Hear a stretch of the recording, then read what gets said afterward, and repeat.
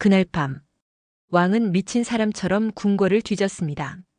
하지만 아무도 그 여인의 행방을 말하지 못했습니다. 그리고 다음 날 궁 안의 우물에서 붉은 비단 조각 하나가 발견됩니다. 조선의 어느 겨울밤 눈발이 거세게 흩날리고 있었습니다.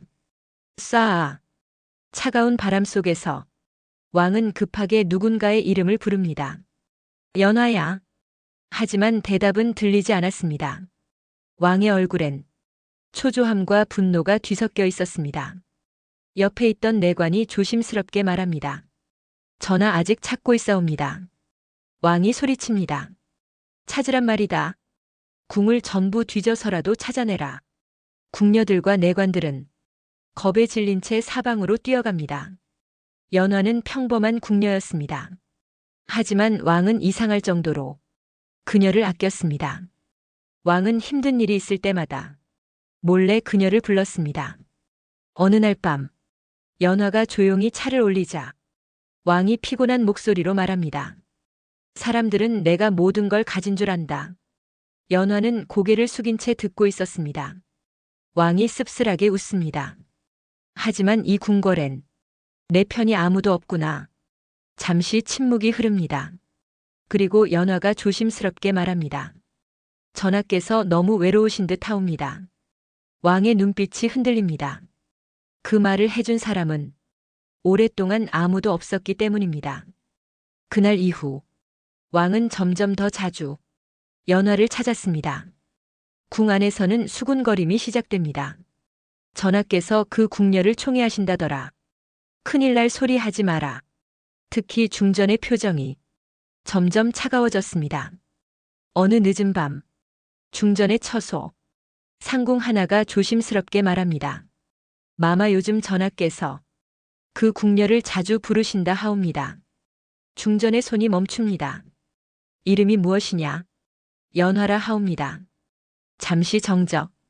그리고 중전이 차갑게 웃습니다. 고작 궁녀 하나가 선을 넘었구나. 그날 밤 연화는 누군가의 부름을 받고 궁 뒤편으로 향합니다. 누가 부르셨습니까? 하지만 아무도 없었습니다. 순간 뒤에서 차가운 목소리가 들립니다. 내가 감히 어디까지 욕심을 낸 것이냐? 연화가 놀라 돌아봅니다. 그곳엔 중전의 상궁들이 서 있었습니다. 연화의 얼굴이 하얗게 질립니다. 저는 그런 적 없사옵니다. 짝! 상궁이 뺨을 때립니다. 입 닥쳐라. 연화는 눈물을 흘리며 무릎을 꿇습니다. 정말 아니옵니다. 하지만 상궁은 싸늘하게 말합니다.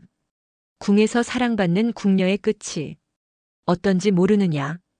다음 날 새벽 왕은 평소처럼 연화를 찾습니다. 연화는 어디 있느냐? 궁녀들이 서로 눈치만 봅니다.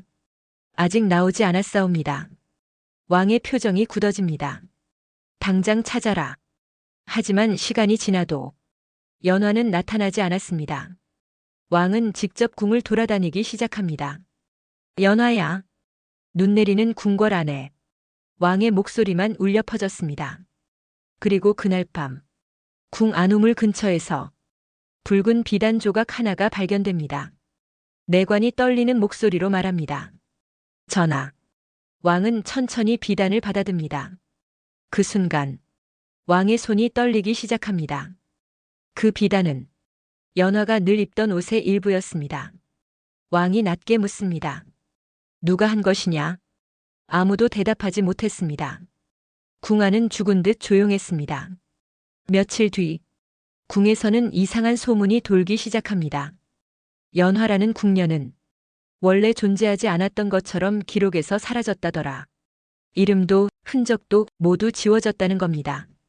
왕은 그 이후로 점점 말수가 줄어들었다고 합니다.